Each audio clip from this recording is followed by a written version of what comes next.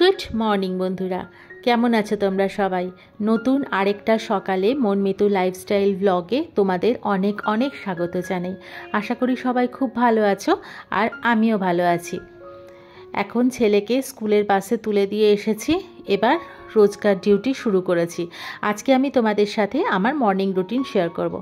এখানে দেখো, ওয়াশিং মেশিনের পাউডারটা ফুরিয়ে গেছিলো, বাজার থেকে নিয়ে এলাম। এখন নিয়ে আসার পরে এখন কৌটোয় ঢেলে মেশিনটা রেডি করছি আবার চালিয়ে দেওয়ার জন্য। কাপড়গুলো আগেই লোড করে গেছি। প্রথম এই কাজটা করি, কারণ তাড়াতাড়ি তাহলে কাপড়টা শুকিয়ে যাবে কাচার পরে।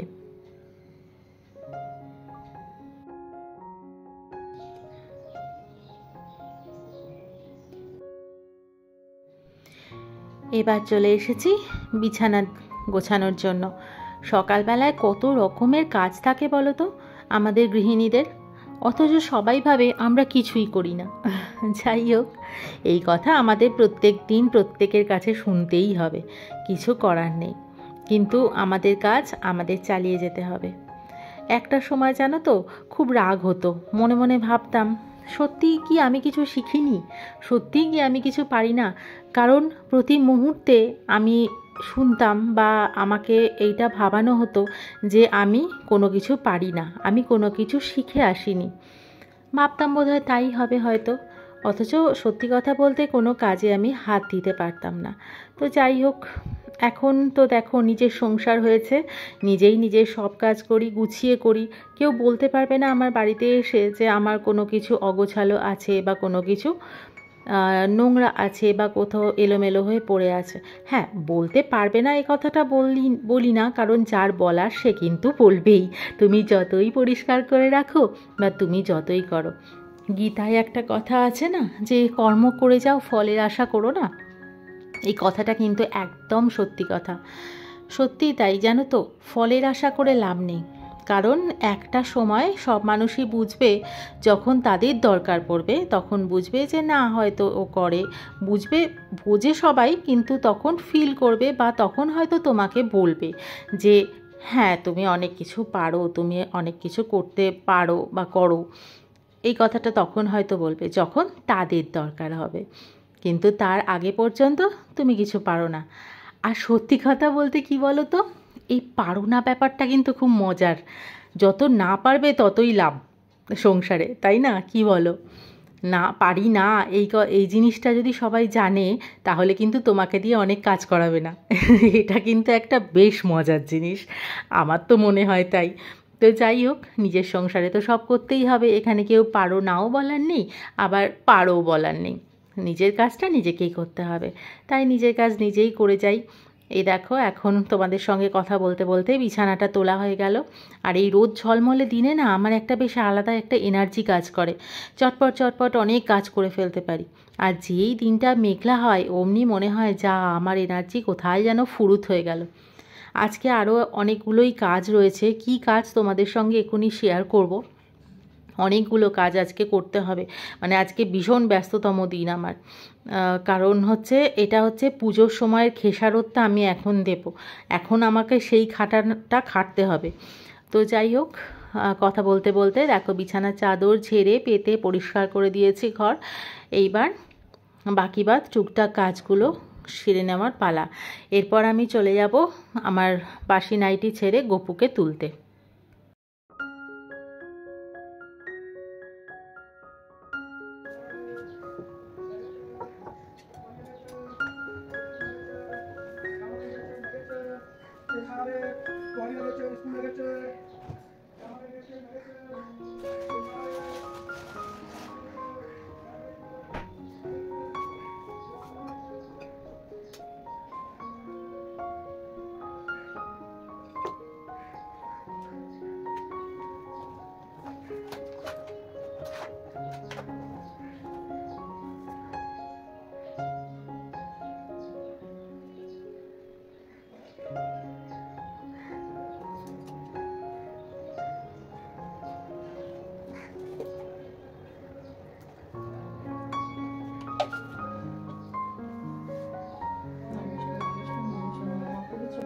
সর্বাবস্থানগত বিবাহ যস্মরি কোন নিরীক্ষণ সর্বোচ্চ নমঃ শুচি নমঃ শুচি নমঃ শুচি নমঃ শুচি।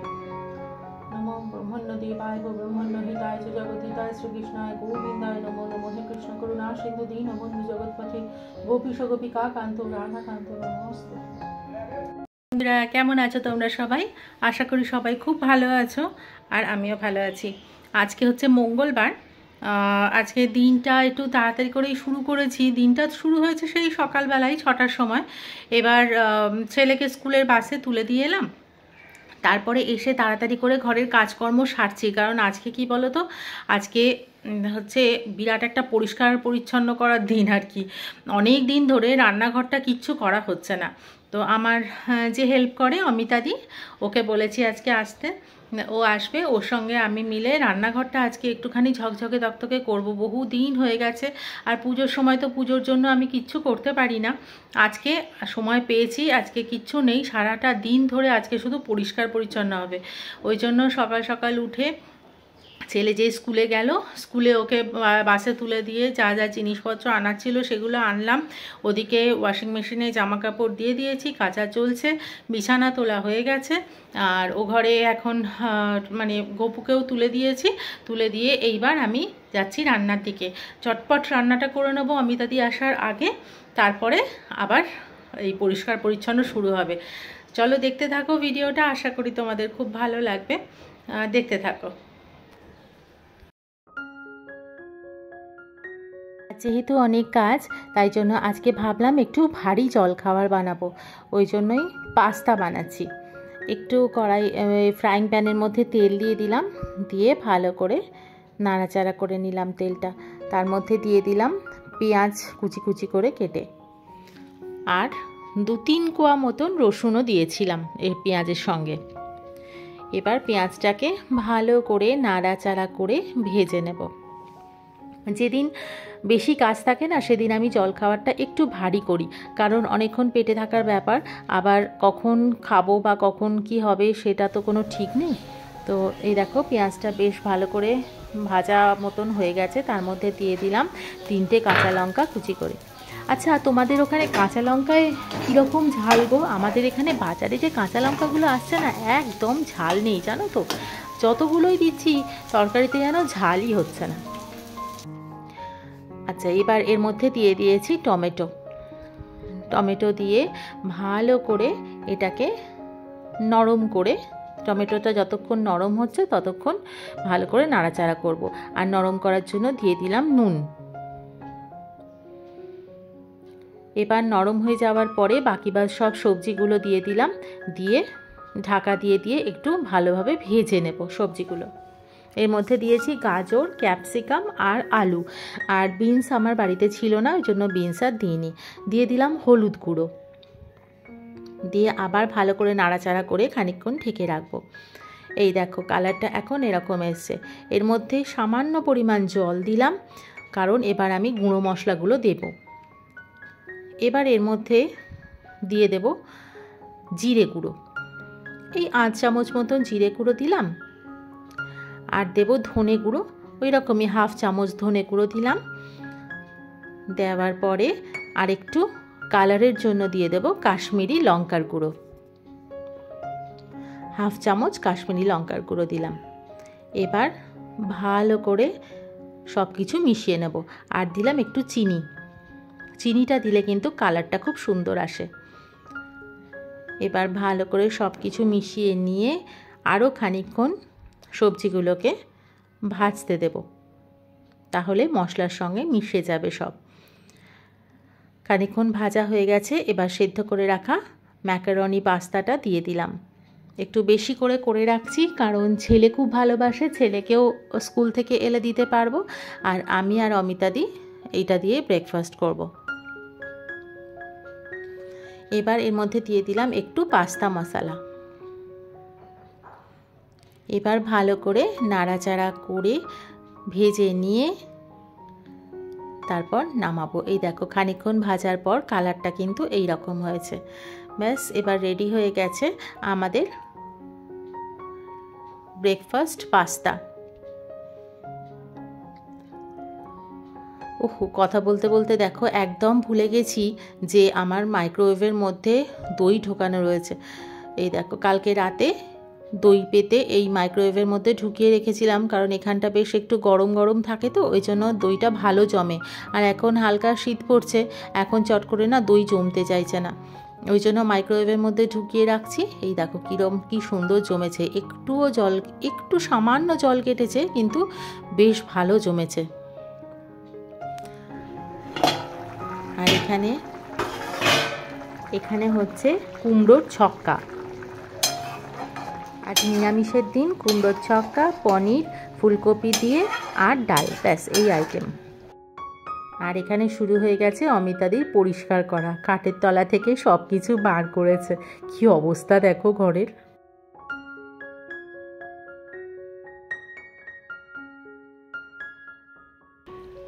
এই যে অমিতাদি সাফাই অভিযান করেছে বন্ধুরা আজকে। এই যে খাটের তলায় পরিষ্কার হয়ে গেছে, এখন পরিষ্কার চলছে, আর এবার ঢুকবে রান্নাঘরে।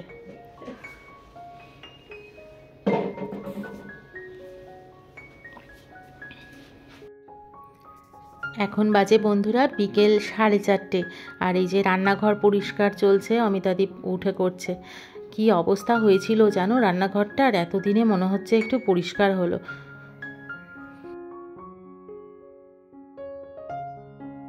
আর পরিষ্কার করার পর এই হচ্ছে আমার রান্নাঘরের ফাইনাল লুক। একদম ছোট রান্নাঘর, গরিবের রান্নাঘর বলতে পারো। কি করব বলো, ভাড়া বাড়ি তো, যেটুকু যা পেয়েছি তাতেই সাজিয়ে গুছিয়ে পরিষ্কার পরিচ্ছন্ন করে রাখার চেষ্টা করি। আর এই পর্যন্তই আজকের আমার ভিডিওটা শেষ করছি।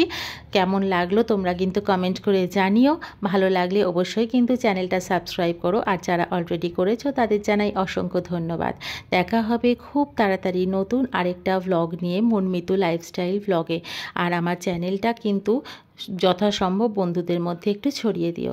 আজকের মতন টাটা।